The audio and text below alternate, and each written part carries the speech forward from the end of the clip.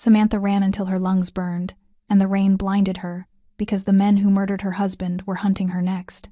When her strength finally gave out, she collapsed into the arms of a stranger, a man with tattoos on his hands and danger in his eyes. And the moment he saw the bruises on her body, the Mafia boss asked one quiet question that would start a war.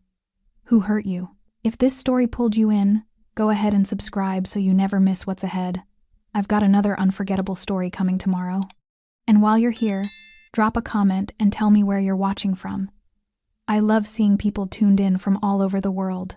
Okay, let's get back into it. The zipper on Samantha's coat had been broken for 2 weeks.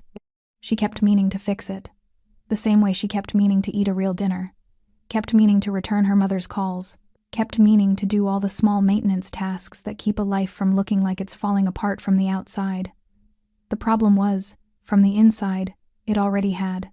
She pulled the coat tighter and let herself into the apartment, the key stuck in the lock the way it always did in cold weather. Daniel had promised to fix that too. He'd had a whole list of things he was going to fix: the sticky lock, the leaking kitchen tap, the loose tile in the bathroom that rocked slightly underfoot and made a hollow sound, like something missing beneath the surface. He'd laughed when she added things to the list. "We just got married, Sam. Give me a chance." He'd said it like they had all the time in the world. They had 6 weeks. Inside, the apartment was exactly as she'd left it, which meant it was exactly as he'd left it too, because Samantha hadn't moved anything since the funeral. His jacket still hung on the hook by the door. His coffee mug sat in the drying rack. A half-finished crossword on the kitchen table, one corner folded up like he'd been saving his place. She set her grocery bag down and stood in the middle of the kitchen for a moment, doing the thing she always did when she first came home. Waiting. For what? She couldn't have said. She opened the crackers and ate them standing at the counter. 4. Then 6. She stopped when she realized she wasn't tasting them. On the shelf above the television, the box sat where it always sat. Dark wood, small brass keyhole. Unremarkable to look at the kind of thing you'd pass at a market stall without stopping. Daniel had brought it home 3 months into their marriage, on a Tuesday evening in September that smelled like rain and the pasta Samantha had been making. He'd set it on the kitchen table with the quiet, deliberate movement of a man placing something fragile. "I need you to hold on to this for me." She'd looked up from the stove. "What is it?" "Just some things." He hadn't met her eyes when he said it. A key, a drive, work stuff, work stuff. Daniel managed logistics for a mid-sized shipping company. Or so she understood it. He didn't talk about work often, and when he did, the details were vague in the comfortable way of someone whose job was genuinely too dull to describe. Samantha had never thought to press. She'd had no reason to. He'd reached across the table and taken both her hands. "If anything ever happens to me, protect this.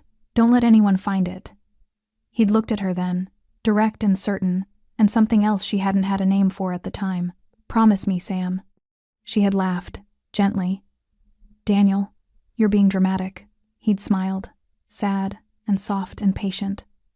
Like he understood something she didn't, and had accepted that she wasn't ready to hear it yet. "Promise me anyway." "Fine, I promise." She'd squeezed his hands. "Nothing is going to happen to you." He hadn't answered that part. Samantha looked at the box now from across the room. The brass keyhole caught the lamplight. She had kept her promise, hadn't opened it, hadn't touched it, hadn't told anyone it existed. But keeping a promise made in ignorance felt different than keeping one made in understanding. She understood more now. Not everything. Not enough. But enough to know that the box was not work stuff, and her husband had not died in a random robbery, and whatever was locked inside that dark wood had something to do with why. She turned away from it and went to run the bath. On the edge of the tub, she sat and let the water fill.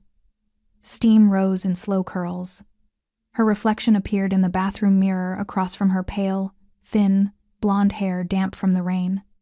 Eyes that looked like they belonged to someone who had been frightened for a long time and learned to carry it quietly. She had met Daniel Cole at a friend's dinner party on a cold February evening. He had been sitting at the far end of the table looking slightly out of place, in a good way too broad for the narrow dining chair, laughing too loud at something, completely unself-conscious about it. She had liked that immediately. The ease of him. The way he moved through rooms like he'd already decided to enjoy himself and was simply waiting to see what shape that would take. They had dated for 7 months. Gotten engaged in October. Married in August. He'd talked constantly about leaving the city. finding somewhere quieter. A house with a garden, maybe. Somewhere the kids can have a dog. He'd said it so often it had become its own kind of prayer, low and recurring and certain. A future he repeated out loud to make it real. "I'm trying to fix things," he'd told her once, late at night, when they were lying in the dark, and she'd asked why he seemed tired all the time. "Before we start our family, I just need a little more time." She had thought he meant money. She had kissed his shoulder and told him they had time. They did not have time. 17 days ago, 2 officers had knocked on her door at 11 in the morning and told her Daniel had been found in his car 3 miles from their apartment, a single gunshot. The investigation was ongoing. They were sorry for her loss. They would be in touch. They had not been in touch. Samantha turned off the tap and sat in the quiet. On the shelf in the other room, the box waited, and somewhere outside, though she didn't know it yet, a black car had been parked below her window for the 3rd night in a row. She was still telling herself it meant nothing. The lock on the front door rattled once in the wind. She held very still and listened. Nothing. She was almost out of time. The official report said armed robbery. Samantha had read it so many times the words had stopped meaning anything. She could recite it like a grocery list now. Victim found in vehicle. Single gunshot wound. No witnesses. Wallet and phone missing. Neat. Efficient. The kind of language that turned a person into a file number, and a file number into something easy to close. She didn't believe a word of it. She hadn't believed it from the moment the 2 officers left her doorway, the way they'd exchanged that small glance when she asked which precinct was handling the case, the way the taller one had cleared his throat before answering, the way neither of them had left a card. The funeral had been small. Samantha had no family close enough to fill pews, and Daniel's side had arrived in that careful, quiet way of people attending an event they'd half expected. His mother had held Samantha's hand during the service and said nothing at all, which somehow felt more honest than everything else combined. She remembered standing at the graveside in the gray October light, watching them lower the casket, thinking one clear and terrible thought. He knew this was coming. She hadn't said it out loud. She wasn't sure she was ready to believe it out loud. But it sat in her chest like a splinter from that day forward, small, persistent, working its way deeper every time she tried not to think about it. The first strange thing happened 4 days after the funeral. She came home to find the front closet open, not broken into, opened, neatly. The coats pushed to one side, the boxes on the upper shelf shifted slightly out of alignment, nothing taken, as far as she could tell. She told herself she'd left it open herself, told herself grief made you forgetful and scattered and prone to imagining things. She double-locked the door that night for the first time. The phone calls started the following week. Unknown numbers, always after 9 in the evening. When she answered, silence, not empty silence, but the breathing kind. The kind that meant someone was there, listening, deciding. She stopped answering after the 3rd call. They kept coming anyway. Then there was the man outside the coffee shop. She'd been sitting at a window table with both hands wrapped around a cup she wasn't drinking, watching the street without really seeing it, when she noticed him. Dark coat, still. He wasn't looking at his phone, wasn't waiting for anyone, wasn't doing the ordinary performance of a person simply standing somewhere. He was watching her building entrance across the street, with the focused patience of someone being paid to. When she looked up again 10 minutes later, he was gone. She went home and stood in front of the shelf where the box sat, and finally allowed herself to ask the question she'd been avoiding since the funeral. "What did you do, Daniel?"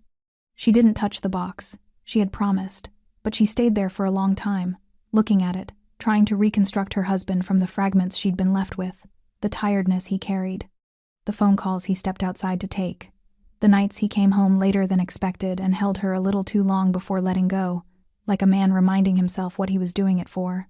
"I'm trying to fix things."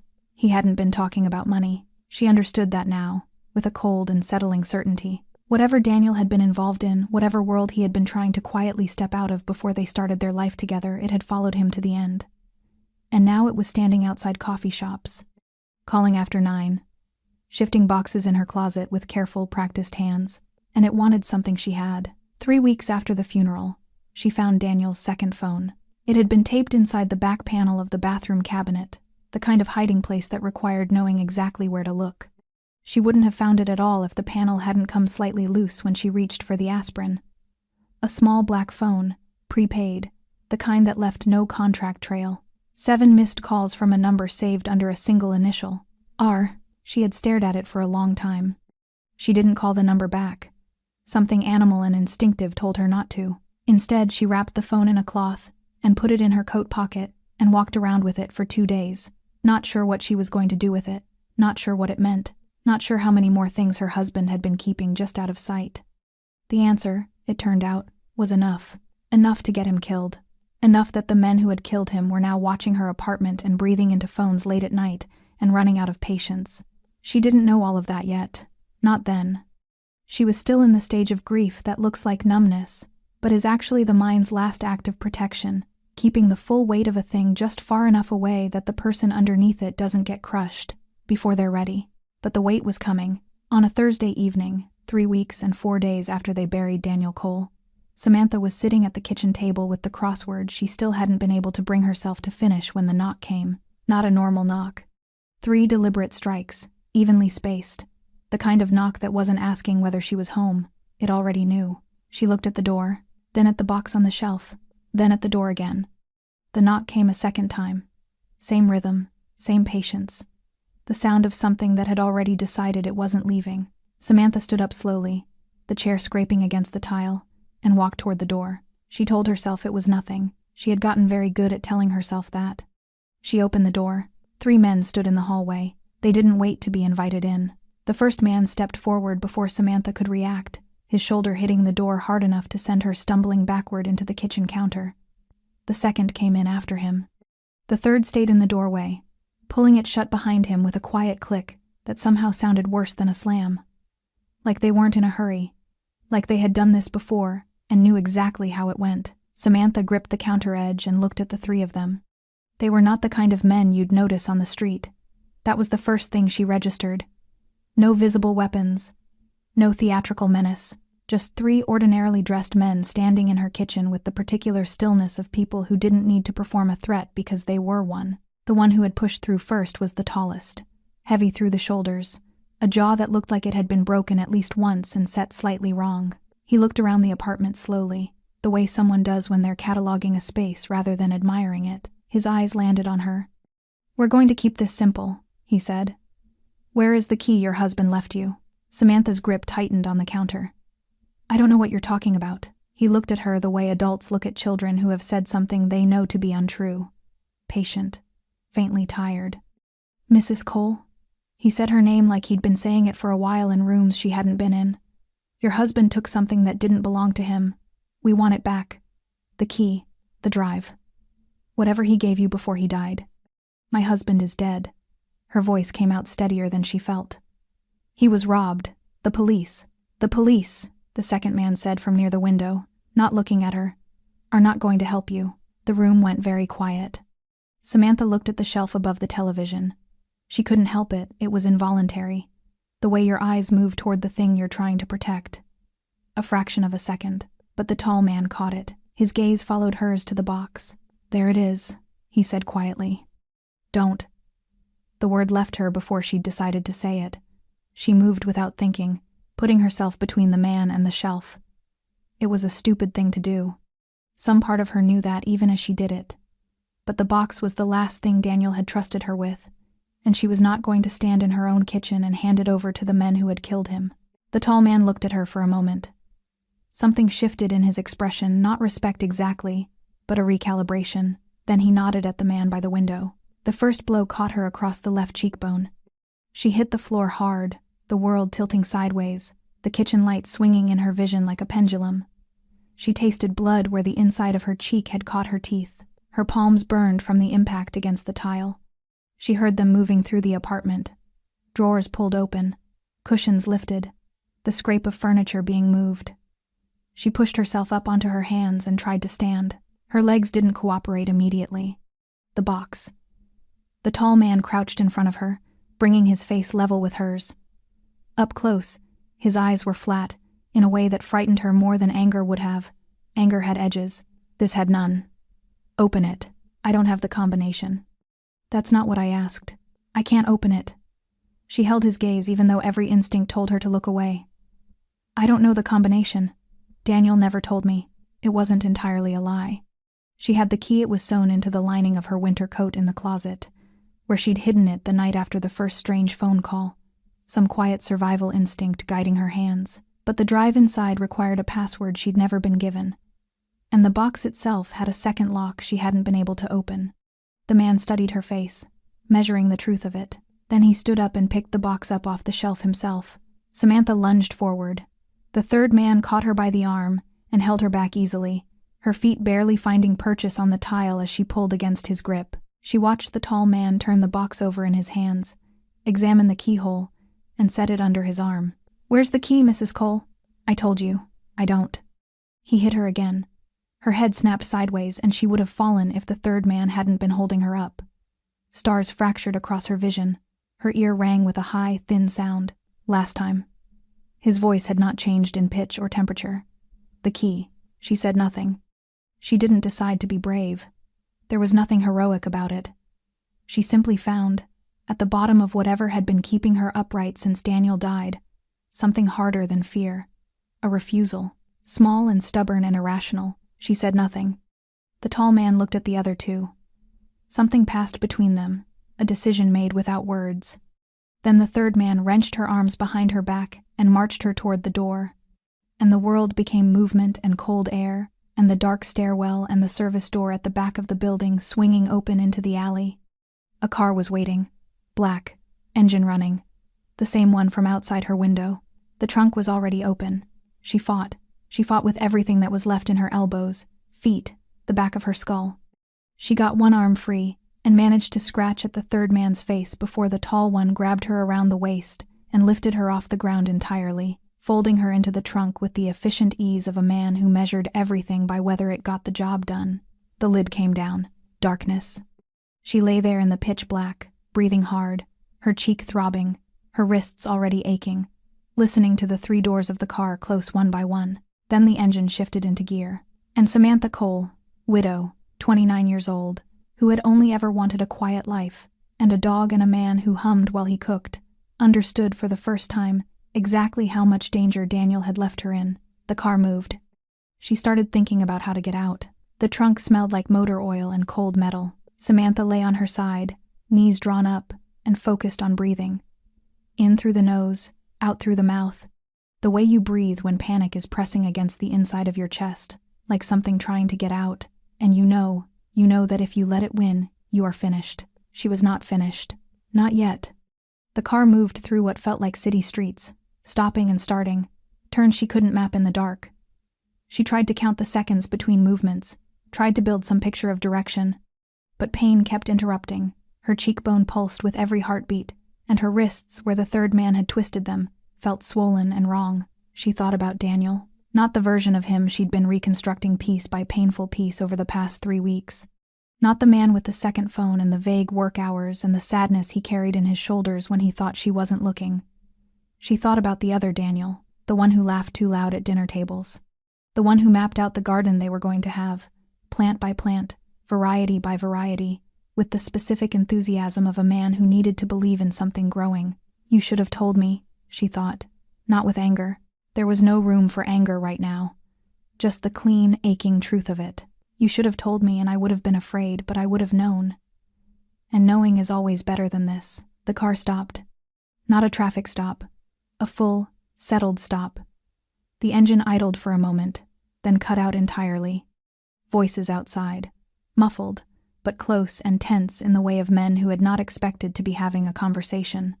The tall man's voice, lower and harder than the others. Someone else responding. Unfamiliar, aggressive, a third voice cutting across both of them. Not her men. Someone else's. Some kind of dispute on the street, the kind that required everyone's full attention and no witnesses. Samantha moved. She rolled onto her back and pulled her knees to her chest, feeling along the roof of the trunk with both hands. Modern cars had emergency releases, a small lever, usually glow in the dark, built into the latch mechanism. She had read that once, years ago, the kind of idle safety fact you file away never expecting to use. She ran her palms across the metal in long, sweeping arcs, fingers searching. The voices outside rose sharply. She moved faster. Her fingertips found it, a small plastic tab, smooth and slightly raised. She grabbed it and pulled. The trunk released with a soft mechanical click that to her ears sounded like a gunshot. She froze, waited. The voices didn't stop. Nobody came. She pushed the lid up 2 inches and looked out through the gap. Rain, cobblestones slick and black under orange streetlight. The 3 men stood 20 feet ahead, backs to her, facing 2 other figures she didn't recognize. Their attention was total. Bodies angled forward. The unmistakable posture of men deciding whether a situation was about to become violent. Samantha pushed the trunk open and climbed out. She moved on instinct, bare feet hitting the wet cobblestones they had taken her shoes at some point. She hadn't even registered it until now and turned away from the voices and walked fast, then faster, into the nearest gap between buildings. She ran. It was not the running of someone who had a plan. It was the running of something released pure and animal and forward. Her feet found every sharp edge on the pavement. The rain hit her face and plastered her blonde hair flat and soaked through Daniel's old coat, the worn brown one she'd grabbed from the hook on her way out of the apartment 3 lifetimes ago. She didn't look back. Looking back was how you fell. She turned left, then right, then left again, through a narrow alley that opened onto a wider street lined with old brick buildings, neon signs bleeding red and amber into the rain puddles below. The city looked different at this level. Lower, darker. Like the version of itself it kept hidden from people who still had somewhere safe to go. Her lungs began to burn. She slowed to a walk without deciding to, her body making the decision on her behalf. The adrenaline that had carried her out of the trunk was metabolizing fast, and beneath it was everything she'd been running on for 3 weeks: grief, and crackers, and disrupted sleep, and 2 blows to the face, and it was not enough. It had never really been enough. She had simply been moving too fast to notice. She stopped under a street lamp and pressed her back against the brick wall and breathed. Her cheek throbbed. Her wrists ached. Her feet were bleeding from the cobblestones. She could feel the sting of it with every step, the wet cold of the pavement against cuts she couldn't see. "Keep moving, Samantha." She pushed off the wall and kept moving, but the street ahead was beginning to tilt. She noticed it the way you notice the first signs of fainting, a narrowing at the edges of vision, the lights blooming slightly larger than they should, a sensation of the ground becoming less reliable beneath her feet. Her body was calling in a debt she didn't have the means to pay. Not tonight. Not after this. She tried to walk faster. Her legs disagreed. The rain pressed down. The cobblestones gleamed. Somewhere behind her, distant now, she could hear a car accelerating, whether hers or someone else's. She had no way of knowing and no time to find out. The alley ahead blurred at the edges. She reached for the wall to steady herself and found only air. The ground came up to meet her, and then it didn't. Something stopped it. Something stopped her, firm and certain and immediate. 2 hands catching her before she hit the pavement, one at her back and one beneath her arm, pulling her upright against a solid wall of warmth she had not expected to find in the middle of a rainy street at the bottom of the worst night of her life. She looked up. A man stood over her. Tall, dark suit soaked through with rain. Dark hair pushed back from a face that was all hard angles and unreadable calm.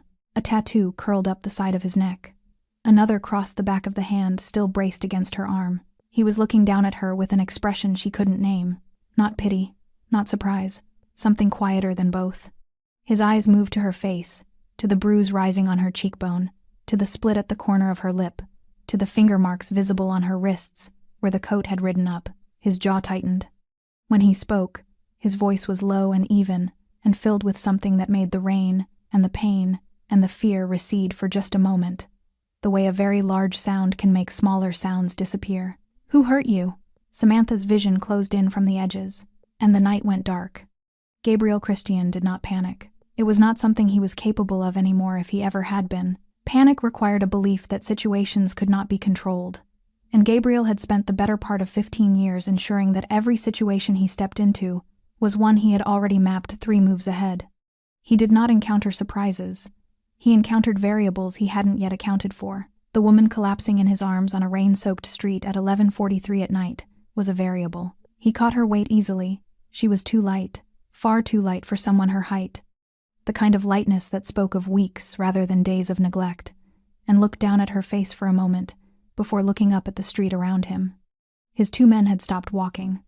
They stood several feet back, umbrellas lowered, watching him with the careful blankness of men, well-trained enough to wait for instruction rather than offer opinions. Gabriel looked at the woman again. She was young, late 20s, blonde hair soaked flat against pale skin, A bruise was blooming across her left cheekbone with the deep, purpling authority of something recent within the last few hours. The corner of her lip was split. When the sleeve of her coat fell back against his forearm, he saw the marks on her wrists, 4 fingers on one side, a thumb on the other, pressed into her skin like a signature. Someone had grabbed her, hard, and held on. His eyes moved down. No shoes. Her feet were bleeding against the wet cobblestones, small dark smears in the lamplight. She was wearing a man's coat, old and oversized, the kind a woman keeps because it belonged to someone she isn't ready to stop carrying. Gabriel took all of this in over the span of approximately 4 seconds. Then he looked at his driver. "Bring the car around." She didn't regain consciousness on the drive. Gabriel sat across from her in the back of the car and watched her breathe measured. Even, the deep unconsciousness of a body that had simply exceeded its limit and shut down rather than negotiate further. One of his men had wrapped her feet in a clean cloth from the first aid kit under the seat. The bruise on her face had darkened another shade in the warmth of the car. He didn't look away from her. He was a man who had seen considerable violence in his life, had ordered some of it, had absorbed the rest with the detached efficiency of someone who understood it as a language crude, but legible. He was not sentimental about it. But there was something about the specific grammar of this woman's injuries that settled in him like a coal. This was not the violence of a fight. This was the violence of a message. Someone had hurt her carefully, not to kill, not in rage, but to communicate something, to reduce her, to make her small enough to manage. Gabriel did not like that particular dialect at all. The car passed through the east gate of his estate and came to a stop on the inner drive. He carried her inside himself, his housekeeper, a composed woman named Mrs. Ford, who had worked for him for 11 years and had learned to receive unusual situations without visible reaction, met him in the entrance hall, took one look at the unconscious blonde woman in his arms, and went immediately to prepare the guest suite on the 2nd floor. He laid her on the bed. For a moment he stood there in the quiet room, looking at her. The rain outside pressed against the windows. Somewhere downstairs his security team would be running plates, pulling street footage, doing the ordinary machinery of finding out what he'd walked into. They were good at that. He trusted them to deliver what he needed. He pulled the blanket up and left the room. She woke just after 2 in the morning. Gabriel was in the armchair by the window when it happened. He had dismissed the housekeeper an hour ago and stayed himself, which he chose not to examine too closely. He heard the exact moment her breathing changed, watched her surface through the layers of unconsciousness, her brow contracting first, then her hands, fingers pressing into the blanket like she was checking whether the surface beneath her was real. Her eyes opened, blue, darker than he'd expected. She looked at the ceiling first, then at the room, the high walls, the lamp, the heavy curtains, then at him. He watched her process each thing in sequence, watched the exact moment her body remembered what had happened, and sent the signal. Because she sat up fast and pulled the blanket against herself, and looked at the door in one continuous movement. "You're safe." He said it before she could speak. Quiet, flat, not a comfort of fact. She looked at him. He remained in the chair, deliberately still, both hands visible, the posture of a man communicating that he had no immediate intention. He had done this before, not this exactly, but the essential task of convincing a frightened person that the room they were in was not another threat. It required patience and the complete suppression of anything that could be read as pressure. "Where am I?" Her voice was rough, low. "My home." He paused. "You collapsed. I caught you." Something moved across her face, the recollection arriving. She looked down at her bandaged feet, at the cleaned cut on her wrist, at the glass of water on the nightstand she hadn't yet noticed. She reached for it slowly and drank. Gabriel watched her and said nothing, letting the silence do the work that words would only interrupt. Finally she looked at him again. Really looked the way people look when they're past the first fear and into the harder question of who, exactly, they've landed with. He let her look. He was a tall man, broad through the shoulders, the kind of build that filled a doorframe without trying. Dark hair, pushed back, a jaw that had never been described as kind. The tattoo on his neck was an elaborate piece, dark ink climbing from collar to jaw, and the one crossing his right hand was a rose, thorned and precise. He did not look like safety. He knew that. "Who are you?" she asked. Gabriel considered the question with the brief, practiced pause of a man who had learned that the answer to that particular question depended enormously on who was asking. "My name is Gabriel Christian." She didn't react to it, which meant she didn't know it, which told him something important about how far outside this world she actually was. He leaned forward slightly, elbows on his knees. "Tell me your name," he said. "And then tell me who put those marks on your wrists." She held the water glass in both hands and looked at him for a long moment. "Samantha," she said quietly. "Samantha Cole." The name hit him like a door opening onto a room he hadn't expected to find. He kept his expression exactly where it was, but his mind had already started moving. Gabriel said nothing for a long moment. He simply looked at her the same level. Unreadable expression he'd worn since she opened her eyes, the one that gave nothing away and asked for everything. Samantha had the unsettling sense of being read, not the way people glance at you and form quick impressions. The way someone reads a document they've been handed and need to fully understand before they respond. Then he stood up. "Are you hungry?" It was so far from what she'd expected him to say that she didn't answer immediately. He was already moving toward the door, unhurried, the dark fabric of his suit jacket shifting across broad shoulders that belonged to a man who had never once in his life been told he took up too much space. She stopped, recalibrated. "Yes," he left. She heard quiet movement downstairs, the low register of a voice giving instructions she couldn't make out. Samantha sat in the silence of the room and tried to assemble her thoughts into something functional. She was in a house that was not a house so much as a statement. High ceilings, dark wood, everything expensive in the way that doesn't announce itself because it doesn't need to. The kind of wealth that had been present long enough to become simply the texture of things. Through the window she could see the edge of a lit courtyard, and beyond it a perimeter wall. And beyond that, nothing. No neighboring buildings, no street noise, no ordinary geography of the city she'd been running through an hour ago. She was very far from her apartment. She was very far from everything familiar. She looked at her bandaged feet, at the clean cloth someone had wrapped her wrists in while she was unconscious, at the glass of water on the nightstand crystal. She noticed now. Crystal on a nightstand next to a woman who had been eating crackers over a sink for 3 weeks. She almost laughed. She pressed her fingers against her bruised cheek instead, and used the pain to stay focused. Gabriel returned 20 minutes later carrying a tray himself, which surprised her more than it should have. She had already formed a picture of him as a man insulated from ordinary tasks by layers of people paid to perform them. The tray held soup, bread, sliced fruit, another glass of water. He set it on the bed beside her without ceremony, and returned to the armchair. She ate. She was too hungry to perform reluctance. He watched her without apology, the way he seemed to do everything directly, without the social softening most people applied to make their attention less obvious. It should have felt invasive. Somehow it didn't.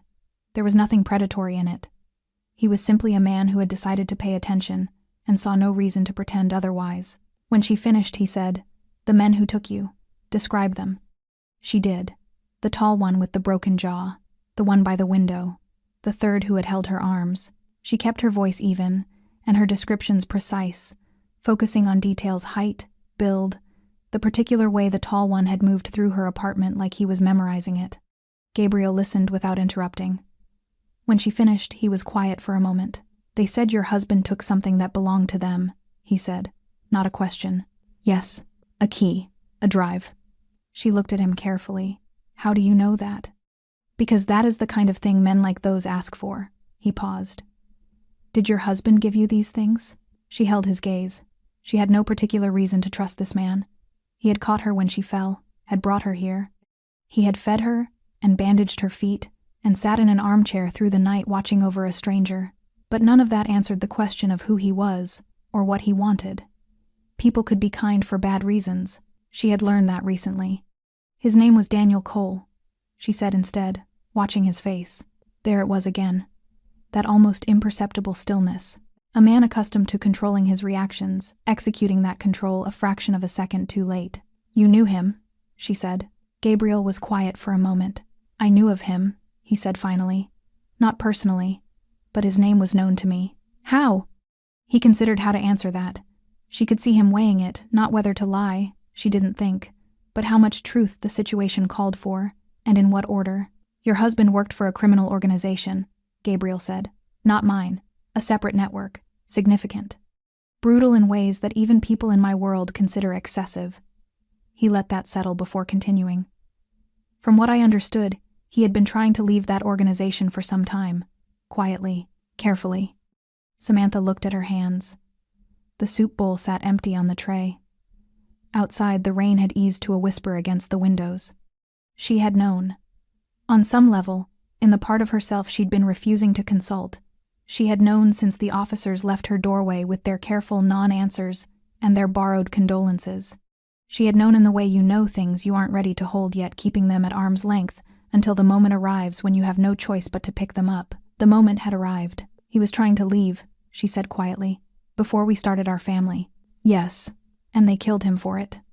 Gabriel didn't soften it, most likely for what he took when he left, or what they believed he intended to do with it. A long silence opened between them. Samantha sat in it and let herself feel, for just a moment, the full weight of what it meant. Not the shock of it, she was past shock, but the grief underneath the shock. The specific sorrow of understanding that the man she loved had been carrying something this heavy, alone, and had smiled at her across kitchen tables and talked about gardens and dogs and had chosen, every single day, to protect her from knowing. He had loved her that much. It had cost him everything. She pressed her fingers to her eyes briefly, then lowered them. "There's a box," she said. "He gave it to me before he died. A key and a drive inside. The men who took me, they have the box, but they don't have the key." Gabriel's expression sharpened by a fraction. "Where's the key?" "Sewn into the lining of this coat." She looked down at the worn brown fabric, still draped across her lap. Daniel's coat, the one she'd grabbed without thinking. "I hid it the night I started getting the phone calls." Gabriel looked at the coat, then at her. For the first time since she'd opened her eyes in this room, something shifted in his face, not warmth exactly, but something adjacent to it. A recognition, perhaps. The look of a man who understood the particular intelligence of a frightened person who still manages to think. "You protected it," he said. "I made a promise," Samantha said simply. Gabriel was quiet for a moment. Then he leaned forward, elbows on his knees, and looked at her with the direct, undecorated attention she was beginning to understand was simply how he operated. "Then we need to talk," he said, "about what your husband left behind." Gabriel's study was on the ground floor. Samantha followed him down a wide staircase, her bandaged feet silent on the dark hardwood, her hand trailing the banister more for reassurance than balance. The house was quiet at this hour. That specific 3 a.m., quiet that feels different from ordinary silence, thicker and more honest, the world stripped down to only what it actually is. The study was all dark shelving and low lamplight. A desk that had clearly been worked at for years, not decorative, not staged, but lived in. The surface carrying the comfortable disorder of a mind that moved fast and didn't always file things away before moving on. Gabriel rounded the desk and opened a laptop without sitting down. He gestured to the chair across from him. Samantha sat and placed the coat across her knees. She found the seam by feel a section along the left inner lining she had unpicked and restitched herself the night after the first phone call, the kind of careful domestic sabotage that had felt melodramatic at the time and now felt like the only intelligent thing she had done in 3 weeks. She worked the stitching loose with her thumbnail until the fabric gave, and reached inside. The key was small, brass, ordinary looking in her palm. She set it on the desk between them. Gabriel looked at it without touching it. "The box is gone," he said. "But the drive is what matters. The box was just a container." "They don't have the drive," Samantha said. He looked up. "Daniel didn't put the drive in the box." She reached into the interior pocket of the coat deeper, toward the back, and produced a small flat USB drive taped inside a folded square of paper. "He put something else in the box, a decoy, an empty drive in a case that looked identical." She placed it beside the key. "He told me the night he gave me the box. He said if they ever find the box, they find nothing. The real one stays with you." Something moved through Gabriel's expression. Not surprise, exactly more the particular quality of attention a man gives when he is revising his understanding of a situation upward. "He planned for this," Gabriel said. "Yes." The word landed in her chest with the weight of everything it meant. Daniel had planned for the possibility of his own death, had engineered a trail of misdirection with quiet, methodical care, had hidden the truth inside a coat she'd grabbed from a hook on pure instinct. He had trusted her even with the parts he couldn't explain. Gabriel took the drive and inserted it into the laptop. A password prompt appeared immediately. He looked at her. Samantha unfolded the paper the drive had been taped to. On it, in Daniel's handwriting small and precise, The handwriting of a man who measured twice was a single line of numbers and letters she had not let herself look at until now. She read the password aloud. The drive opened. What filled the screen was not what she expected.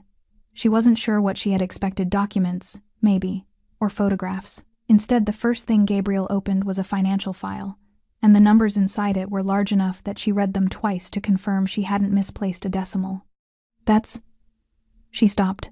Approximately $4.3 million, Gabriel said, his voice carrying the particular evenness of a man who had seen large numbers before and was focusing on what they meant rather than what they were. In an offshore account. He paused. Under your name. The room was very quiet. Samantha looked at the screen.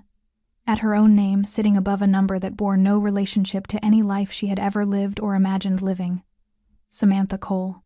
The same name on the sympathy cards stacked on her kitchen table.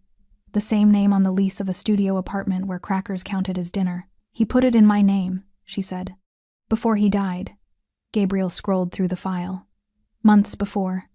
The transfers were incremental, small enough not to flag automated monitoring. He was careful about it. She understood then. Not all of it, but the shape of it.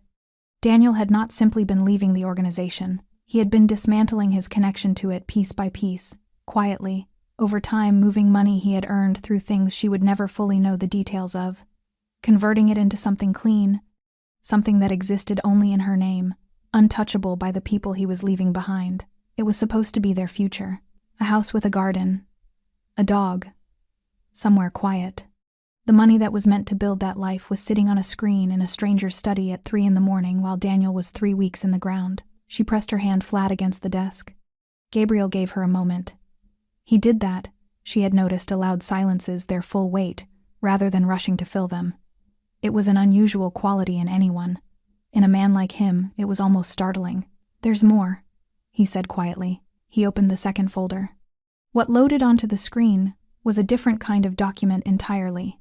Names, dates, transaction records, photographs. The organized, deliberate accumulation of evidence, compiled by someone who had spent considerable time inside a machine and learned exactly where its gears were. He was building a case against them, Samantha said. A comprehensive one, Gabriel scrolled slowly. Names of principals, shell company structures, evidence of at least 3 murders connected to the organization. Money trails going back 7 years. He paused on a particular document. Your husband was not just leaving, Samantha. He was preparing to expose everything. She stared at the screen. They killed him, she said. Because he knew too much. They killed him because he was about to make sure everyone else did too. She sat with that for a long moment. All those nights he'd come home tired. All those calls he'd stepped outside to take. All those times he'd held her a moment longer than necessary at the door. He had been carrying this, the money, the evidence, the careful double life, and beneath all of it, the weight of knowing what it might cost him, and he had done it anyway. For her. The men chasing me, she said. They don't want the evidence. No, Gabriel said. They want the money, the evidence they simply cannot allow to exist. He closed the laptop and looked at her directly, which means they will not stop. A heavy silence settled between them, then Samantha's gaze steadied. So what do we do? Gabriel looked at her for a moment.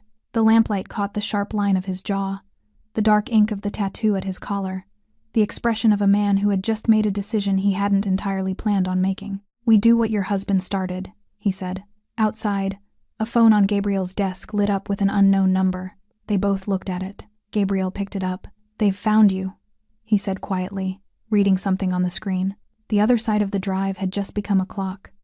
The number on Gabriel's screen was a blocked line. He answered on the second ring. Said nothing. Waited. The voice on the other end was unhurried, faintly accented. The voice of a man communicating from a position of assumed superiority, the particular tone of someone who believed the conversation had already been decided before it began. Mr. Christian. A pause, weighted and deliberate. We understand you've found something of ours. Gabriel's eyes moved to Samantha. She was watching him with both hands flat on the desk, perfectly still. The posture of someone who had learned in the past several hours that stillness was a form of survival. He held up one finger. Wait, she waited. I don't recall acquiring anything recently, Gabriel said into the phone. His voice carried the same register it always did, low, even, stripped of anything that could be read as either aggression or accommodation. neutral as concrete. "The woman," the voice said. "She has something that belongs to us. A drive. Financial records. You understand what we're asking." "I understand what you think you're asking," Gabriel said. "Whether you're asking the right person is a different question." A brief silence. Then, "We have no quarrel with you, Mr. Christian. Return what belongs to us." The woman walks away, clean and simple. Gabriel looked at the tattoo on the back of his own hand. The rose, thorned and deliberate. "I'll need 24 hours, he said. Another pause, recalculating. 12. 24, Gabriel repeated. Not negotiating, informing. The line went quiet for a moment. Then, 24 hours, Mr. Christian. After that, the conversation changes. The call ended. Gabriel set the phone down and looked at Samantha. "They think you'll hand me over," she said. It wasn't an accusation. Just a woman doing the arithmetic of her situation with clear eyes. "They think a great many things," Gabriel said. "Most of them wrong." He stood and moved to the door. "Stay here." He spent the next hour with his security chief, a compact, precise man named Rourke, who communicated primarily in short sentences and had never once in 9 years offered an opinion he hadn't been asked for. They worked through it methodically, the blocked number traced to a relay point 3 districts east. The blocked line triangulated to a building Gabriel already knew. He knew the organization. Not deeply, but enough. They operated in the spaces between larger networks, aggressive, lean, willing to do the things that more established structures outsourced or avoided. They had killed Daniel Cole not because he was a significant threat on his own, but because precedent mattered in that world. You let one man leave with $4 million and evidence of your entire operation, you were no longer an organization. You were an open door. Gabriel understood precedent. He also understood that the call had not been a genuine negotiation. It had been a location confirmation. They now knew Samantha was here, which meant the 24 hours was a courtesy he had no intention of honoring. He called his network east of the river, then 2 contacts further out. He issued instructions with the quiet efficiency of a man who had long ago learned that most problems, when reduced to their essential structure, were simply a matter of knowing which doors to open and which to close before the other party realized a door existed. Then he went back to the study. Samantha was standing at the window when he entered, her arms wrapped around herself, looking out at the courtyard where the rain had finally stopped.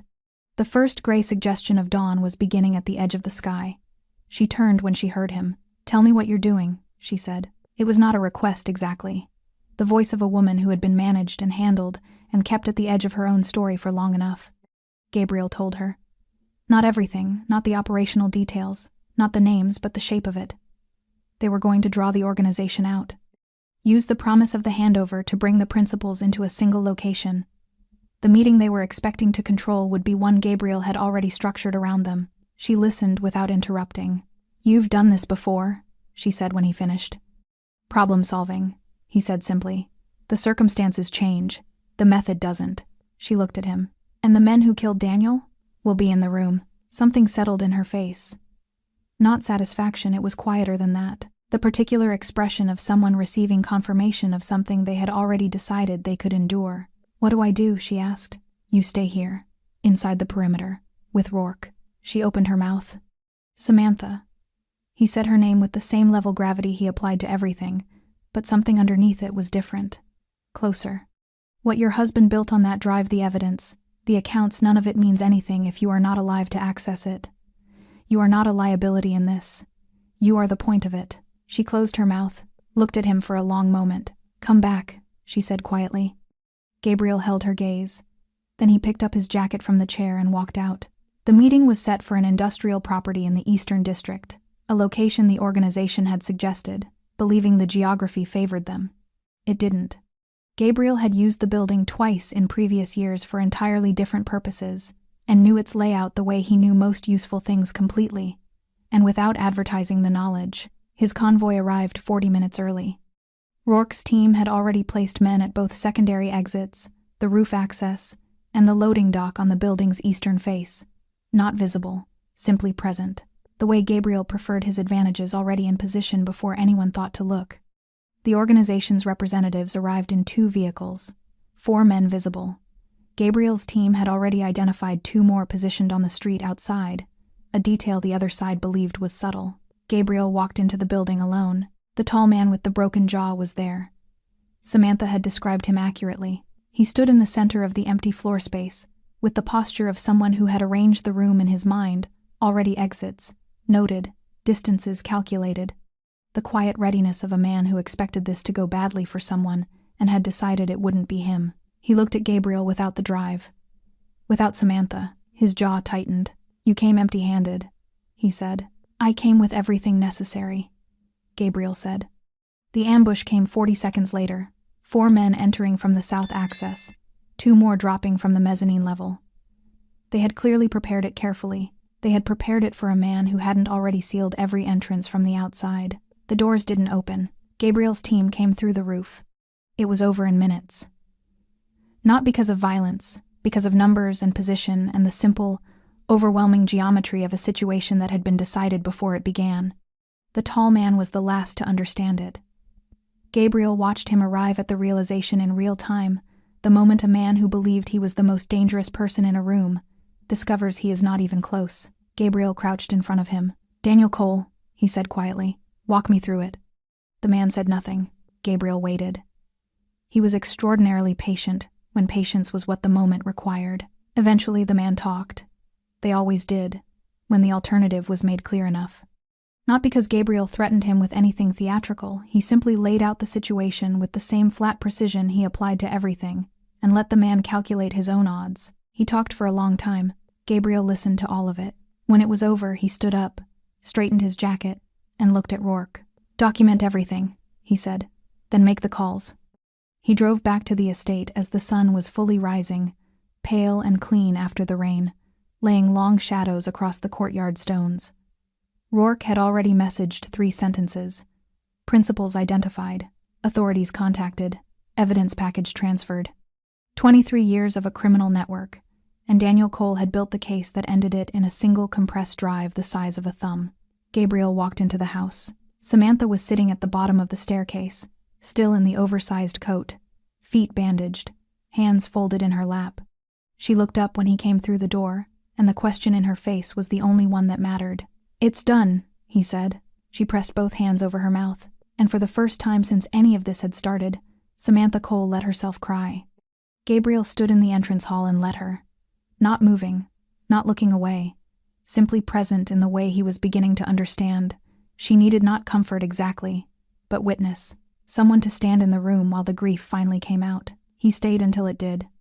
The authorities arrived at Gabriel's estate that afternoon, not to question him, at least not primarily. Gabriel had spent years cultivating the kind of relationships with certain institutional figures that existed in the careful gray space between cooperation and distance. He provided, they received. The nature of what passed between them was never discussed directly, which suited everyone. What Daniel had compiled on that drive was extraordinary. Gabriel had known it the moment he'd seen the file structure the night before, but watching the investigator, a lean, unsmiling woman named Farrell, who moved through Gabriel's study like she was memorizing it for a report she'd write later, work through the contents confirmed it. She read in silence for a long time. Then she closed the laptop and looked at Gabriel. "How long has this been assembled?" "The metadata suggests 18 months, Gabriel said. Farrell looked at the drive on the desk between them. "Your husband," she said, turning to Samantha, who was seated in the chair by the window, was meticulous. Samantha had her hands folded in her lap. She had showered, changed into clothes Mrs. Ford had provided, and done the remarkable thing of making herself look composed when Gabriel knew the structure beneath it was held together with something more fragile than composure. She had been doing that since he'd met her. He was beginning to understand it wasn't performance, it was simply how she was built. "Yes," Samantha said. "He was."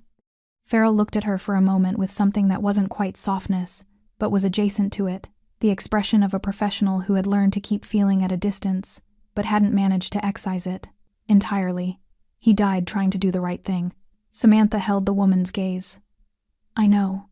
The investigators spent 4 hours in the study. Gabriel remained present throughout, not because it was required, but because Samantha's eyes moved to him periodically, in a way that told him his presence in the room mattered to her. And he had made a decision without examining exactly when that her sense of safety in this house was something he was willing to be responsible for. The network Daniel had documented was larger than Gabriel had estimated. 11 principles.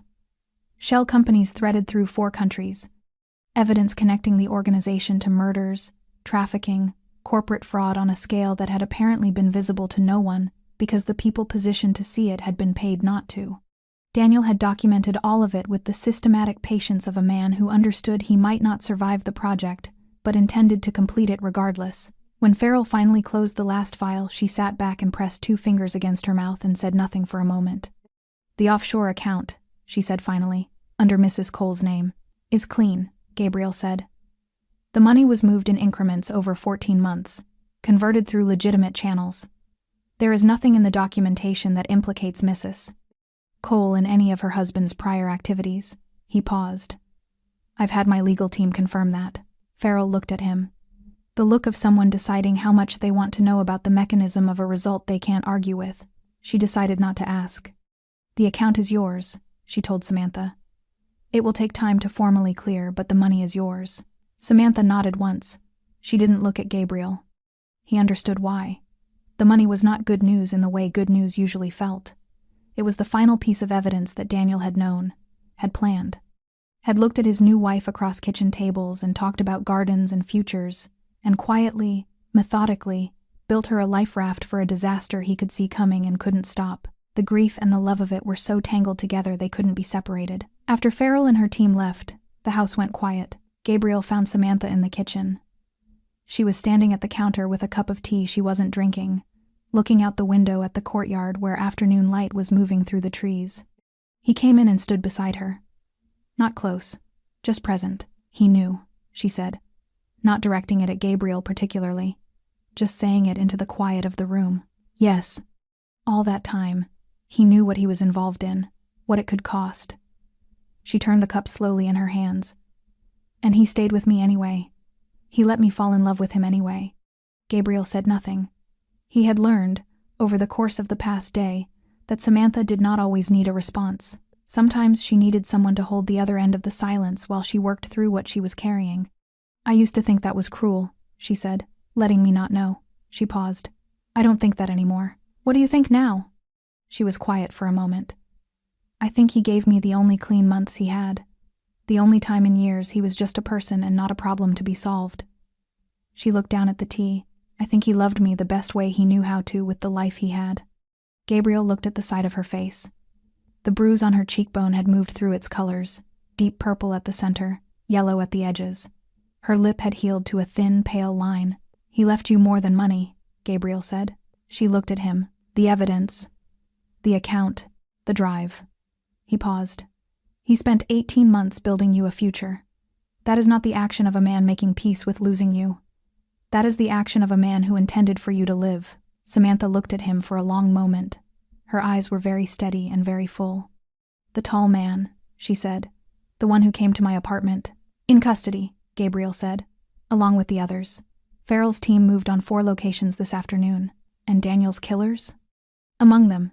He held her gaze. "Your husband's evidence identified them directly. They will not walk away from it." She nodded slowly, looked back out the window. "Is it over?" she asked. Gabriel considered the question with the honesty it deserved. "The immediate danger is over. The legal process will take time. There will be proceedings. Farrell will need you for some of them." "I know." She set the cup down. "I can do that."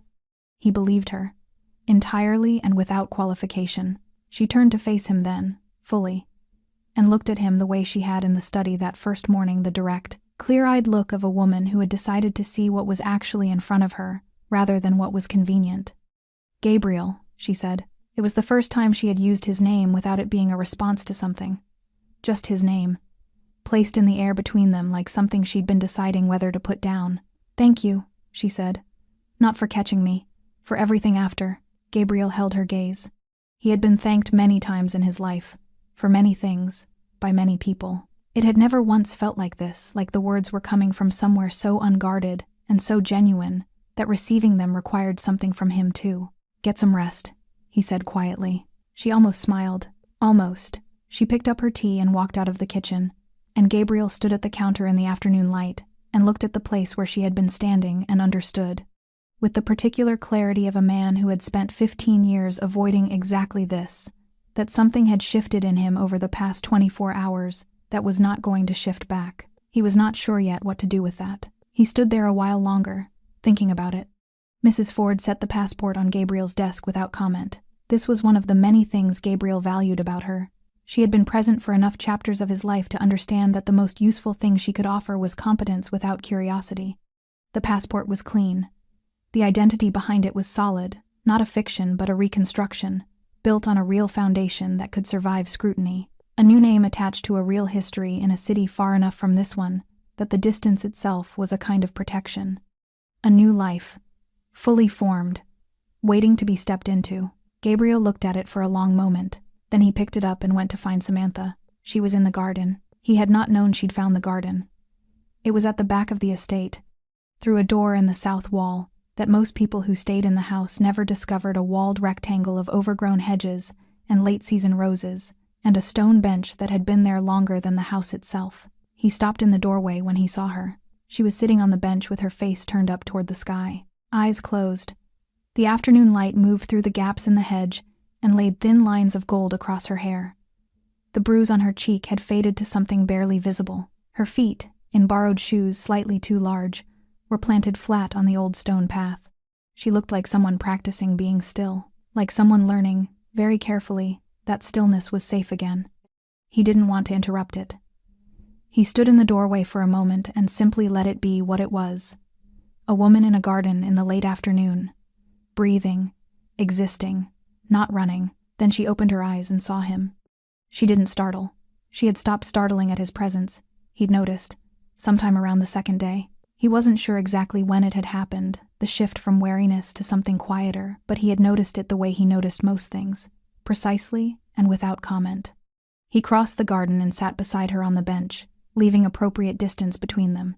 He placed the passport in the space between them. She looked at it, then at him. "It's real," he said. "Everything behind it is real. The name, the history, the records. It will hold up to anything." She picked it up and opened it, looked at the photograph inside, one taken 2 days ago by Rourke, while she'd been sitting in the kitchen and hadn't noticed.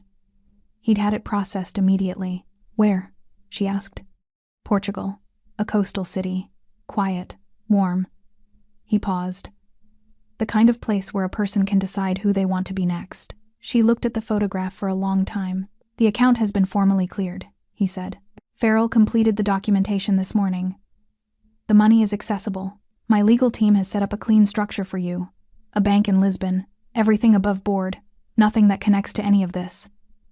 He paused. "You will never have to worry about money again." Samantha closed the passport slowly. The garden was quiet around them. A bird moved in the hedge.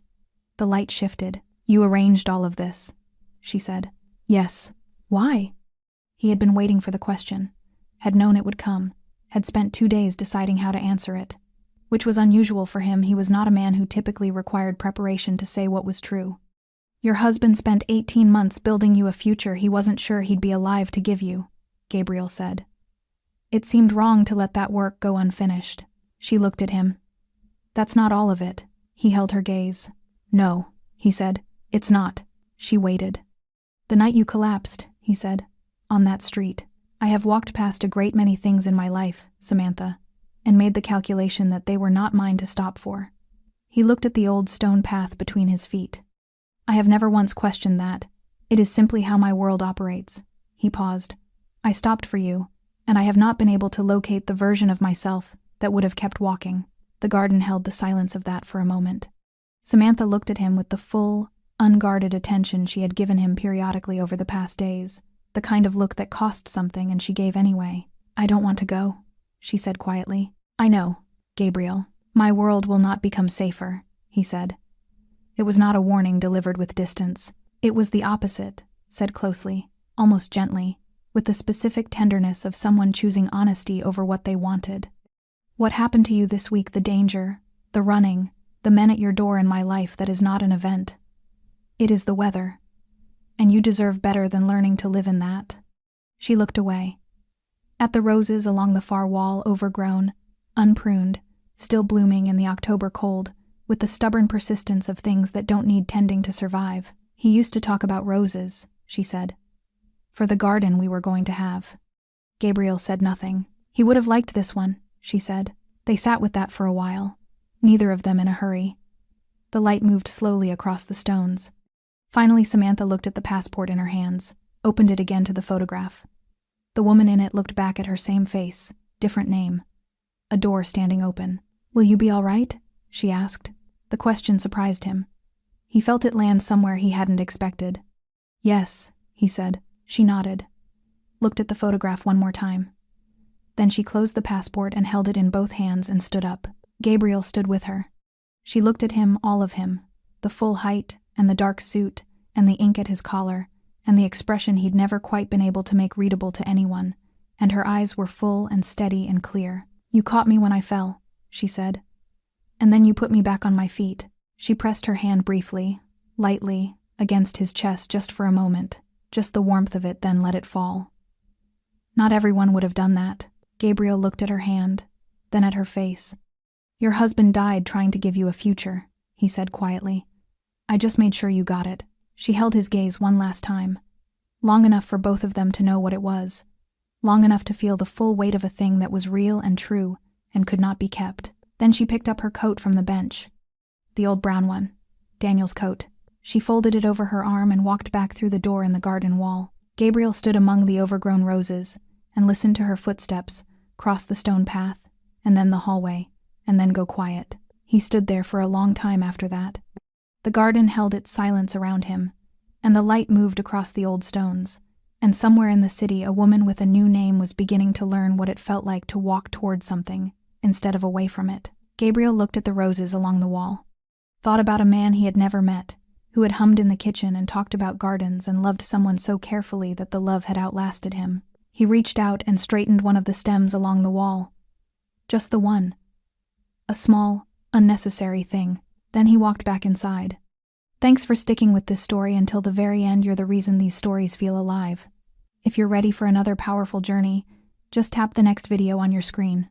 And before you go, leave a quick comment and rate this story from 1 to 10. I'm excited to read your thoughts and connect with you in the comments.